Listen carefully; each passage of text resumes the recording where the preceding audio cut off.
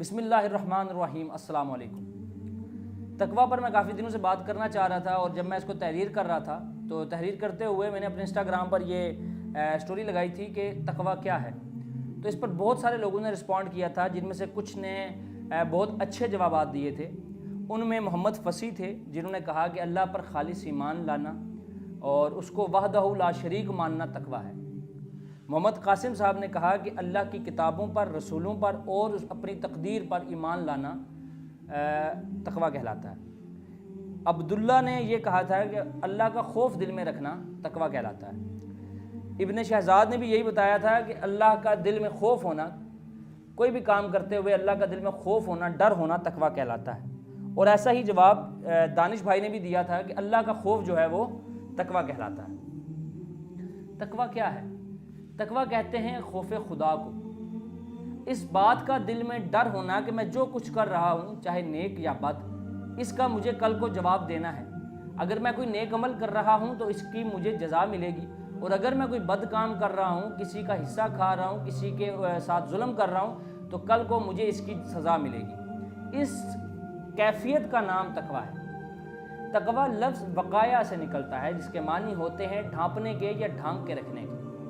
اصطلاح میں تقویٰ ایک ایسے رویے کا نام ہے جس میں انسان اس بات سے بے پرواہ نہیں ہو سکتا کہ اس کا خالق اور مالک اس کے ہر کیے جانے والے عمل پر نظر رکھے بیٹھا ہوا، اور کل کو اس نے اپنے ایک عمل کا جواب دینا ہے۔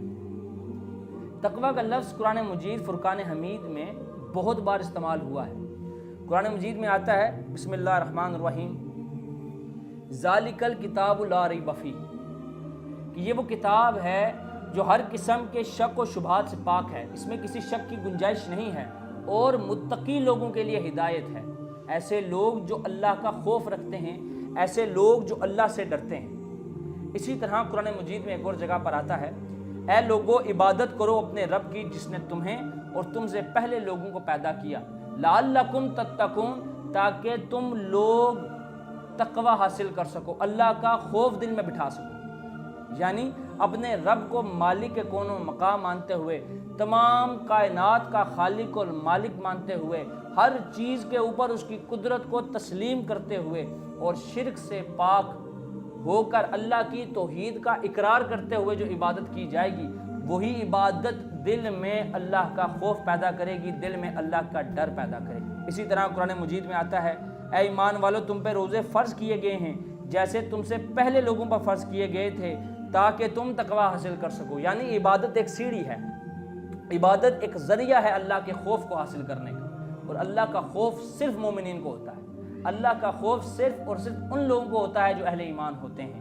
یعنی جب آپ شرک سے پاک ہو کر عبادت کریں گے، یعنی جب آپ اپنے آپ کو اللہ کے آگے مجبور اور عاجز سمجھ کر اللہ کی عبادت کریں گے اور اس کو اپنا مالک مان کر اس کی عبادت کریں گے، تو آپ کے دل میں عاجزی آ جائے گی، آپ کے دل کے اندر سے یہ فخر اور غرور کے مادے ختم ہو جائیں گے، اور اللہ آہستہ آہستہ تمہارے دلوں میں ڈر ڈال دے گا، اور آہستہ آہستہ انہیں پاک کرنا لگ جائے گا۔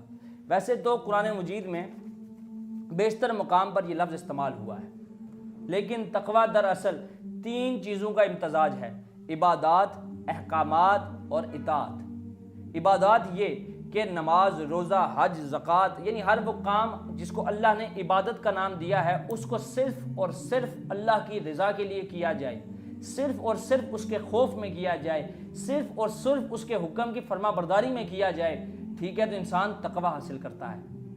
نمبر 2، احکام، ہر وہ چیز جس کو اللہ نے حلال قرار دیا ہے اس کو حلال جانا جائے، جس چیز کو حرام قرار دیا ہے اس کو حرام جانا چاہے۔ ایسا نہ ہو کہ آپ قرآن حفظ تو کر لیں، ایسا نہ ہو کہ آپ قرآن تو پڑھ لیں، ایسا نہ ہو کہ آپ نماز تو پڑھا کریں لیکن ساتھ سود بھی کھائیں، ساتھ رشوت بھی کھائیں، ساتھ لوگوں کا حق بھی کھائیں، ساتھ لوگوں پر ظلم بھی کریں۔ نہیں، اگر آپ نماز پڑھتے ہیں، عبادات پڑھ کر مکمل کرتے ہیں، اپنی عبادات کو مکمل کرتے ہیں، اور ساتھ ساتھ اس کتاب کے احکامات پر بھی عمل پیرا ہوتے ہیں، تبھی آپ تقویٰ حاصل کر سکتے ہیں۔ یعنی یہ 2 چیزیں، اللہ کے احکامات کی پاسداری اور اللہ کی عبادات، ان 2 چیزوں کو مکمل کرنے سے انسان تقویٰ حاصل کرتا ہے۔ اور سب سے آخر میں اطاعت، یہ سب سے اہم پہلو ہے، اللہ اور اللہ کے رسول کی تمام احکامات کو مانا جائے۔ سورہ حشر کی آیت نمبر 7 میں آتا ہے کہ जिस चीज़ का हुक्म रसूलुल्लाह सल्लल्लाहु अलैहि वसल्लम दें वो ले लो, और जिस चीज़ से रोकें उससे रुक जाओ, उससे आगे मत बढ़ो। यानी जो काम नबी अकरम सल्लल्लाहु अलैहि वसल्लम ने करने का हुक्म दिया है वो करें, और जिससे रोका है उससे रोकें। यह कहलाती है इताअत। अगर आपने देखना है कि सबसे बेहतरीन मुत्तकी लोग कौन हैं, अगर आपने देखना है कि सबसे ज़्यादा तकवा गुजार लोग कौन हैं, तो सहाबा तकवा और मुत्तकीन की सबसे बेहतरीन मिसाल है। इसीलिए वो कुरान के बेहतरीन मुखातिब भी हैं और वही इससे बेहतर तरीके से समझ सकते हैं। यानी अगर आपने कुरान मजीद फुरकान हमीद की कोई आयत समझनी है, अगर आपने अल्लाह सुब्हानहू व तआला का कोई हुक्म समझना है, तो आपने उस चीज़ के ऊपर सहाबा कराम रिज़वानुल्लाहि अजमाइन का फ़हम समझना होगा कि सहाबा कराम ने इस आयत को कैसे समझा था। जैसे सूरह तौबा की आयत नंबर 31 है, इत्तख़ुज़ू अहबारहुम व रुहबानहुम अरबाबम मिन दूनिल्लाह, कि इन्होंने अल्लाह को छोड़कर अपने आलमों और अपने दरवेशों को अपना रब बना लिया था। ये इतनी सी एक आयत है। इस आयत को समझने के लिए हमने अदी बिन हातिम की एक रिवायत को देखा कि अदी बिन हातिम कहते हैं कि नबी अकरम सल्लल्लाहु अलैहि वसल्लम इस आयत की तफसीर फरमा रहे थे। तो अदी बिन हातिम पहुँचे वहाँ पर, उन्होंने जाके पूछा कि या रसूल अल्लाह, इसका क्या मतलब है कि जो यहूद व नसारा हैं उन्होंने अल्लाह को छोड़कर अपने उलमा और दरवेशों को अपना रब बना लिया था, जबकि हमने तो कभी दरवेशों को और उलमा को अपना रब नहीं बनाया। तो रसूल अकरम सल्लल्लाहु अलैहि वसल्लम ने फरमाया कि वो जिस चीज़ को हलाल कह देते थे, जो अल्लाह ने हराम कही होती थी, तो तुम लोग उसको हलाल मान लिया करते थे, और वो अगर किसी चीज़ को हराम कह दिया करते थे और अल्लाह ने उसको हलाल किया होता था, तो तुम उसको हराम जान लिया करते थे। तो याद रखो, यही रब बनाना है। तो अब इस आयत को समझने के लिए हमने सहाबा के फ़हम को समझा कि इस आयत से सहाबा ने क्या समझा। सहाबा कराम रिज़वानुल्लाहि अजमाइन की कायद थी जिसको कुरान मजीद बयान करता है। सहाबा कराम कहा करते थे वक़ालू समिअना व अताना, वो कहा करते थे कि हमने सुना और अताअत कर ली। वो हुज्जतें पेश नहीं करते थे कि हमारे बुजुर्ग ये करते हैं तो हमारे बुजुर्ग ये करते हैं। नहीं, तकवा गुजार वो बंदा है, तकवा गुजार वो बंदा है जो अल्लाह के हर हुक्म के आगे अपना सर तस्लीम खम करता है, अपने आप को अल्लाह के आगे पेश कर देता है कि ऐ मेरे मालिक, जो हुक्म तेरा वो मेरे सर आँखों पर, मैं उसको पूरा करूँगा। और इस्तिलाह में तकवा के मानी ये होंगे कि अपने आप को हर उस काम से रोकना जिससे अल्लाह और अल्लाह के रसूल ने रोका है, और हर वो काम करना जिसका हुक्म अल्लाह और अल्लाह के रसूल ने दिया है। तकवा के कुल 7 मरातिब हैं। कुफर से बचना, शिरक से बचना, सगीरा गुनाहों से बचना यानी छोटे गुनाहों से बचना, कबीरा गुनाहों से बचना यानी बड़े गुनाहों से बचना, शकूक शुबहात और वसवसों से बचना, बिदात खुराफात और बेहयाई से बचना। यानी तकवा इन 7 मरातिब पर अमल पैरा होने का नाम है। ऐसा नहीं है कि आप इबादत भी करते रहें और साथ शिरक भी करते रहें और कहें जी हम मुत्तकी हैं, ऐसा नहीं होगा। आप शिरक करते हैं और कहते हैं मैं अल्लाह से डरता हूं, तो मेरे भाई आप अल्लाह से नहीं डरते।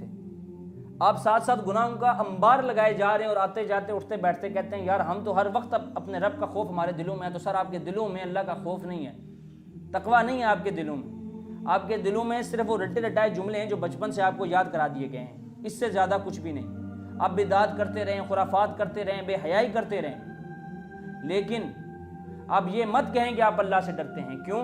क्योंकि जो ये काम करते हैं वो अल्लाह से नहीं डरते, वो मुत्तकी नहीं होते, वो तकवा गुजार नहीं होते। तकवा गुजार लोग वही होते हैं जो ईमान लाकर शिरक से बचते हैं, अल्लाह की इताअत करते हैं, अल्लाह के अजाब से डरते हैं, अल्लाह से रहमत की उम्मीद करते हैं, लोगों को नेक काम का हुक्म देते हैं और बुरे कामों से रोकते हैं। आसान और सलीस अल्फाज में ये कि जो हराम काम का मुर्तकिब हुए बगैर फ़राइज़ को बाखूबी अंजाम दे वो मुत्तकी है, और इसी को तकवा कहते हैं। तो आपका और हमारा साथ यहीं तक था कि हम ये जान सकें और ये समझ सकें कि तकवा क्या है। वमा अलैना इल्लल बलागुल मुबीन। अस्सलामु अलैकुम।